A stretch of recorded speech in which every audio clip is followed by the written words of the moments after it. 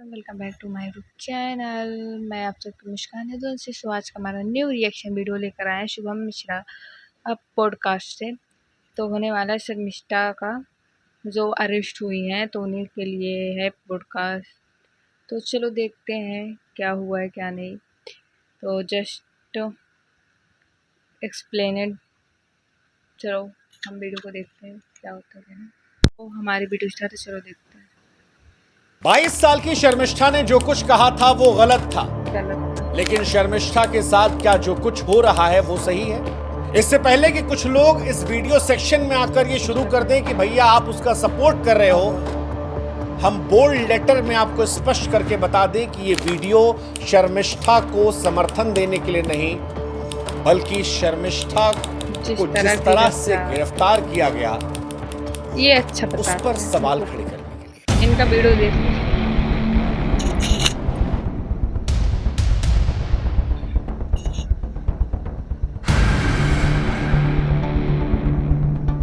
क्योंकि शर्मिष्ठा जो कुछ कर रही थी और जो लोग उनमें आग पानी देकर इंजन भर रहे थे, रिट्वीट कर रहे थे, हम तब भी कह रहे थे कि ना वो भाषा ना वो विचार एक सभ्य समाज में स्वीकार है। लेकिन अब जो कुछ बंगाल पुलिस ने किया है, क्या वो स्वीकार्य है? इस पर भी चर्चा। किसी को अच्छा लगे, किसी को बुरा लगे, उससे आगे बढ़कर और यह सवाल उठेगा कि वो बंगाल पुलिस जो मुर्शिदाबाद से लेकर मालदा उत्तर 24 परगना में दंगों पर हाईकोर्ट से फटकार खाती है, वो एक माफी मांग चुकी 22 साल की लड़की को पकड़ने के लिए बंगाल से गुड़गांव 1500 किलोमीटर का सफर करके आ जाती है। ओ भाई, वो जो अपने घर को नहीं संभाल पाई, वो एक लड़की को गिरफ्तार करने के लिए इतनी ज्यादा तत्पर होती है। किस लिए?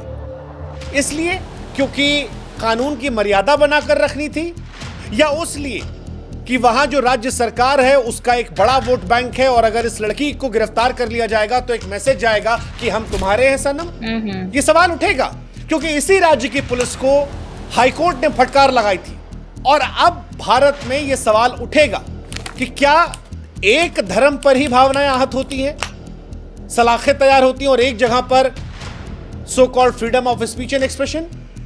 क्योंकि जिस बंगाल पुलिस ने 1500 किलोमीटर का सफर एक 22 साल की माफी मांगने वाली लड़की को लेकर तय किया है, वो कैसे इस बात को नजरअंदाज कर सकती है कि जिस राज्य सरकार के कहने पर वो यहां तक पहुंची है, उसी राज्य सरकार में सांसद ऐसे हैं जिन्होंने हिंदू धर्म को लेकर भी टिप्पणियां की हैं, भगवान शिव का मजाक उड़ाया है, शिवलिंग का मजाक उड़ाया है, लेकिन एक आंख से बंगाल पुलिस को दिखाई नहीं पड़ा और दूसरे तरफ वो सरपट 1500 किलोमीटर चली आई।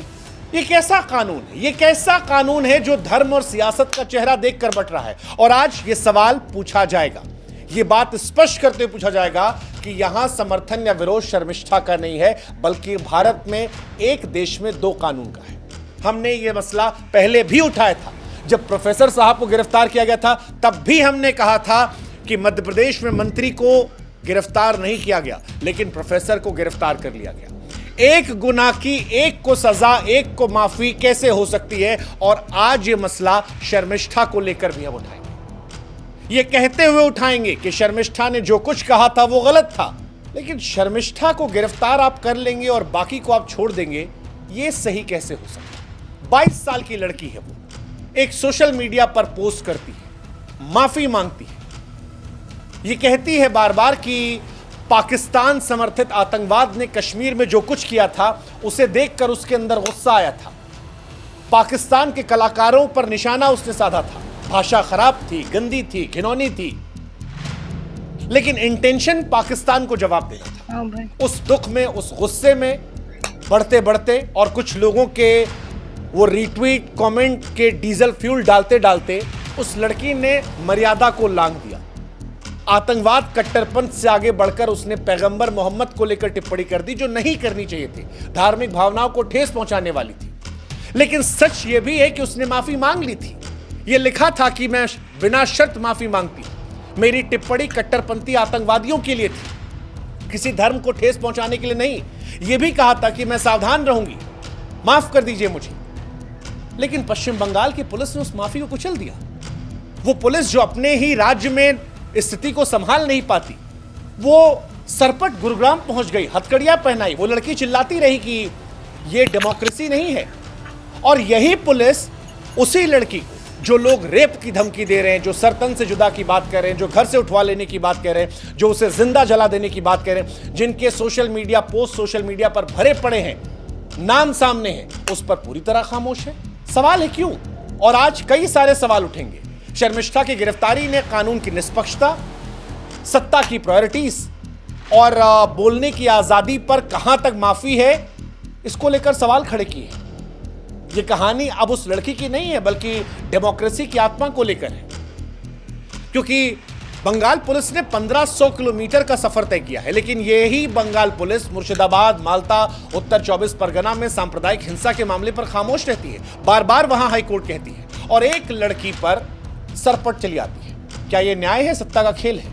क्या एक 22 साल की लड़की का शब्द बंगाल में हो रही हत्याओं से बड़ा खतरा है, जो पुलिस की प्रायोरिटी इतनी बड़ी है? या कानून धर्म की आड़ में सियासत कर रहा है? क्योंकि हिंदुओं पर भी बोला जाता है और आज इस देश के बहुसंख्यक हिंदू इस बात को उठा रहे हैं कि भाई आपके धर्म पर बोला गया, आप यूनिटी दिखाते हैं, एक पुलिस आती है ले जाती है, लेकिन दूसरे धर्म पर बोलने पर क्या? उदाहरण के तौर पर सयोनी घोष टीएमसी की सांसद शिवलिंग को लेकर विवादित टिप्पणी करी, इनके खिलाफ शिकायत भी करवाई गई, लेकिन कोई गिरफ्तारी नहीं हुई। महुआ मोइत्रा, राणा अयूब, कई ऐसे नाम हैं जिनको लेकर सोशल मीडिया पर पोस्ट हैं कि उनके कई पोस्ट ने कई लोगों की धार्मिक भावनाओं को आहत किया है, लेकिन उन पर कोई सजा नहीं होती है। कई ऐसे कॉमेडियन हैं, कई ऐसे राजनेता हैं बड़े बड़े, जिन्होंने हिंदू धर्म के प्रतीकों को लेकर बहुत सारी टिप्पणियां की हैं और उन पर कोई कार्रवाई नहीं। लेकिन एक लड़की जो ना राजनेता है, ना प्रभावशाली है, जिसने सोशल मीडिया पर माफी मांगी है, जिसका ट्रैक रिकॉर्ड पीछे साफ सुथरा रहा है और जो सार्वजनिक तौर पर कह रही है कि वैसा नहीं होगा, उसे पकड़ने के लिए 1500 किलोमीटर का सफर? क्या कुछ जगह धार्मिक भावनाएं दूसरों से ज्यादा संवेदनशील हैं, या फिर हमारे देश का कानून जो है वो अब धर्म देखकर चल रहा है कि भाई साहब हिंदू धर्म पे बोल रहे हो तो नहीं किया जाएगा, इस पर बोल रहे हो तो कर लिया जाएगा? आपने भी देखा होगा, हाल फिलहाल में एक बड़े यूट्यूबर भी हैं, मैं नाम नहीं लूंगा, उन्होंने एक धर्म को लेकर कुछ बनाया, माफी मांगनी पड़ी, वीडियो हटाना पड़ा, लेकिन उन्हीं के ऐसे बहुत सारे वीडियोस हैं जो दूसरे धर्म पर भी हैं, हिंदू धर्म पर, और वहां पर माफी नहीं मांगी। शर्मिष्ठा को कितनी धमकियां मिली, रेप की धमकी, सरतन से जुदा की धमकी, सारी चीजें मिली, लेकिन शर्मिष्ठा पर पुलिस एक्टिव है, बाकी जगह पर खामोश है। क्या धमकी देना तब तक अपराध नहीं है जब तक शिकार एक साधारण सी लड़की हो? शर्मिष्ठा की जिंदगी को लेकर जो सवाल उठ रहे हैं वो बेवजह नहीं है। आप सोशल मीडिया पोस्ट पढ़िए, वो डर आपको समझना पड़ेगा। ममता बनर्जी की सरकार कहती है कि शर्मिष्ठा की गिरफ्तारी एक कानूनी प्रक्रिया है। अगर यह कानून की बात है तो फिर उनके ही सांसदों ने जब हिंदू भावनाओं को अपमान किया था तब गिरफ्तारियां क्यों नहीं हुई? और इसीलिए यह सवाल आज इस वीडियो के माध्यम से हम भी उठा रहे हैं कि क्या ये एक समुदाय को संदेश देने की कोशिश है? शर्मिष्ठा की गिरफ्तारी क्या चेतावनी है कि बोलने से पहले 100 बार सोचो, माफी का कोई मतलब नहीं? अगर सत्ता अपराध मान ले, भारत का संविधान आजादी देता है। हालांकि इस बात को लेकर हम बार बार कहते आए हैं कि भारत में जो आजादी मिलती है उसकी सीमा होनी चाहिए। आप धर्म पर किसी के बेवजह टिप्पणी नहीं कर सकते, आप कोई भी हो। इस बात के हम पक्षधर हैं और हमेशा हमने कहा, और हर व्यक्ति की जिम्मेदारी होती जो अपने धर्म से प्यार करता है कि कोई भी व्यक्ति किसी और धर्म के बारे में ना बोले, क्योंकि अगर आप 2 गंदा बोल रहे हो तो हो सकता है वो 10 गंदा बोल दे। ऐसे में आप अपने धर्म वालों को चुप रखो, अपने आप आपके धर्म पर कोई नहीं बोले। लेकिन क्या यह आजादी अब शर्तों पर कैद हो रही है कि जेल कौन जाएगा? यह तय होगा कि वो किस विचारधारा से आता है या किस धर्म पर बोल रहा है, और कानून का इस्तेमाल अब औजार या हथियार की तरह होगा? क्योंकि शर्मिष्ठा की गिरफ्तारी को अब एक मैसेज के तौर पर माना जा रहा है, एक मैसेज जो शायद हो सकता है धार्मिक भावनाओं से खिलवाड़ करने की सजा के तौर पर हो, लेकिन एक ये भी मैसेज है, क्या सिर्फ एक धर्म पर? कोलकाता पुलिस ने जो तत्परता दिखाई है, क्या वो सांप्रदायिक हिंसा के मामलों में नहीं दिखा सकती थी? हाईकोर्ट ने 2024 से मुर्शिदाबाद के मामलों को लेकर पुलिस की निष्क्रियता पर सवाल उठाए थे, लेकिन एक लड़की को पकड़ने के लिए उनके पास संसाधन, समय, प्राथमिकता सब थी। और यह सवाल उठेगा कि क्या यह गिरफ्तारी कानूनी प्रक्रिया कम है, सत्ता का प्रदर्शन ज्यादा है? यह दिखाती है कि कुछ भावनाएं दूसरी भावनाओं से ज्यादा सेंसिटिव है, कुछ अपराध दूसरे अपराधों से ज्यादा गंभीर हैं। शर्मिष्ठा ने गलत टिप्पणी की, बार बार हम कह रहे हैं, उससे हम इत्तेफाक नहीं रखते, लेकिन वो 22 साल की लड़की है, माफी मांगी थी, उसको जेल भेजा जा रहा है। उसको धमकी देने वालों क्या संविधान सिर्फ धार्मिक भावनाओं की रक्षा करता है, ना कि किसी की जान और गरिमा को? शर्मिष्ठा को लेकर कितनी सारी नग्न तस्वीरें बनाई गई। एक पोस्ट पर सख्ती है, लेकिन धमकियों पर खामोश, ये भी तो न्याय नहीं है। ये न केवल शर्मिष्ठा के साथ अन्याय है, बल्कि उन हजारों लड़कियों के साथ भी अन्याय है जो ऑनलाइन धमकियों का शिकार होती है।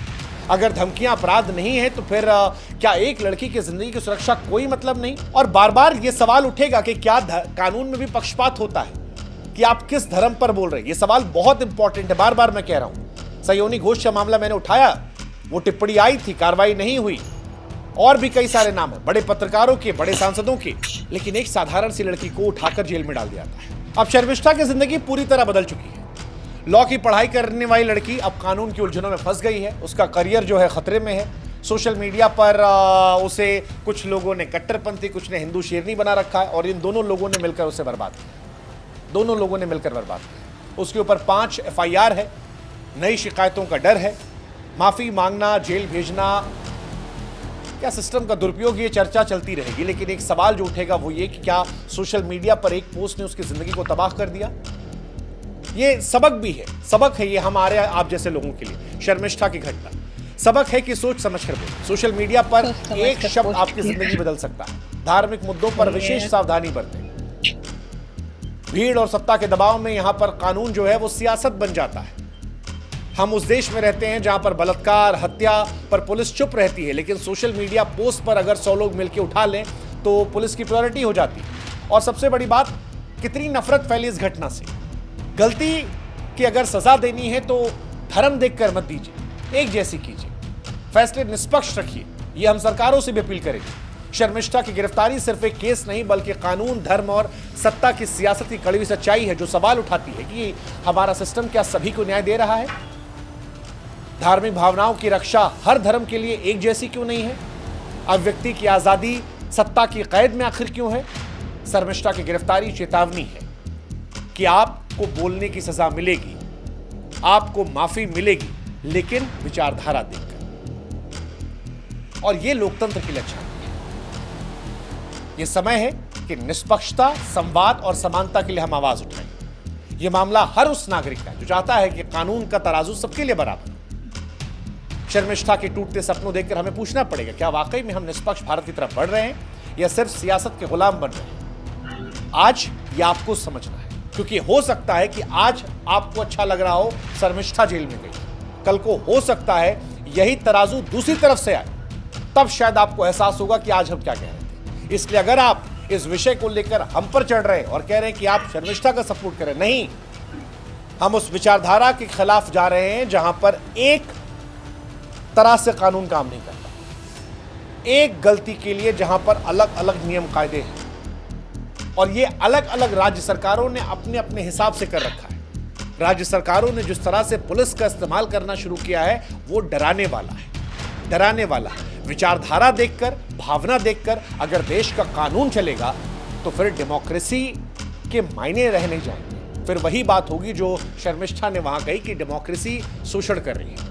साथ ही ये शर्मिष्ठा जैसे नए बच्चों के लिए भी मैसेज है कि आप भी सोशल मीडिया पर भावनाओं में बहकर कुछ भी ना बकने लगे। आपका एक शब्द आपकी जिंदगी बर्बाद कर सकता है। संभल कर रहे, सोच समझ कर बोले।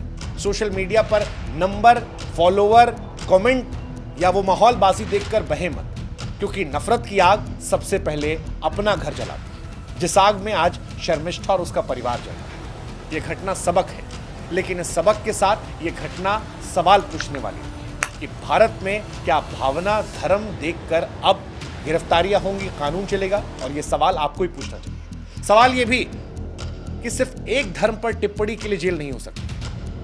धर्म सबके हैं, मानना सबको पड़ेगा। अगर धार्मिक टिप्पणियों के लिए जेल की सजा मुकर्रर हो रही है तो बाकी मामलों में भी तत्परता दिखानी पड़ेगी। वोट बैंक को खुश करने के लिए अगर ये होगा तो फिर यह गलत संदेश है जो आगे आने वाले समय में अलग अलग विचारधारा के जरिए अलग अलग तरह से दुरुपयोग में लाया जाएगा।